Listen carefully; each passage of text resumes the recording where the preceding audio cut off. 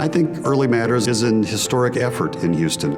So just like the state at one point said, don't mess with Texas, and everyone in the state knew we weren't going to litter, we said literacy at 3rd grade. And that was the charge for what Early Matters wanted to do. It's really been amazing to see how many new people have signed on and the amount of momentum that we've gained over the course of 2 years.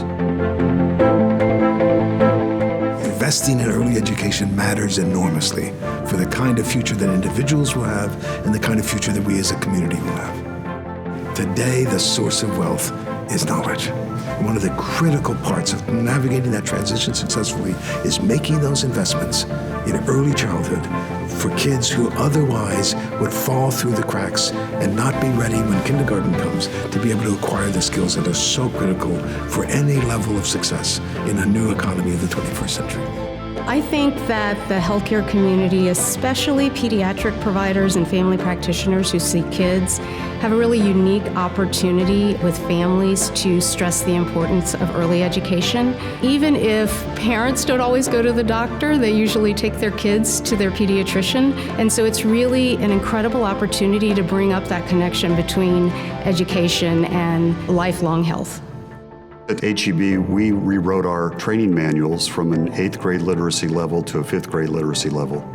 And that's headed in the wrong direction. I mean, as we look out into the future of Texas, we know this is if we can't hire and train a quality workforce, it's not going to bode well for the future of our state.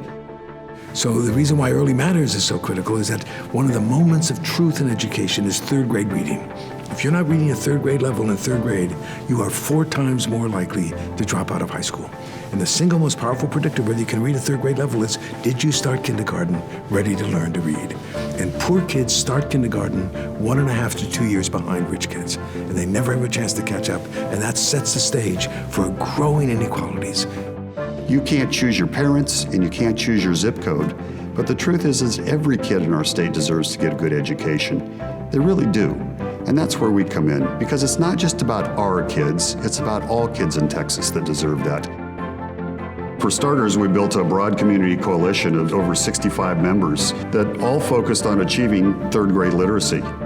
We put together a 10-year vision to address this issue of having kids read at grade level by the 3rd grade. We brought in Secretary of State Colin Powell as a keynote speaker, and we brought in 350 community leaders so that we could let the community know exactly what it was that we were going to do.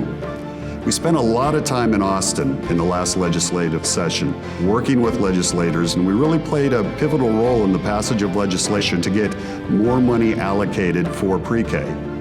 We put together 6 strategically focused work groups and have each of them led by 2 or 3 different subject matter experts. We have a team that looks at healthcare support because we know that early on that kids who aren't well don't learn well. My vision of the future is that every child would be reading on grade level.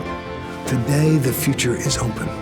The future depends on the collective decisions that each of us makes. It was a long time ago, but even I was a kid once. What is so exciting that you see happening now is a kind of confluence of consensus about the importance of these issues. I was born in the 5th Ward community. Even growing up in that community, I was surrounded by parents and grandparents who really invested in me. I really do owe a lot of my success to the opportunities that I had growing up. What happens early on in life really does matter.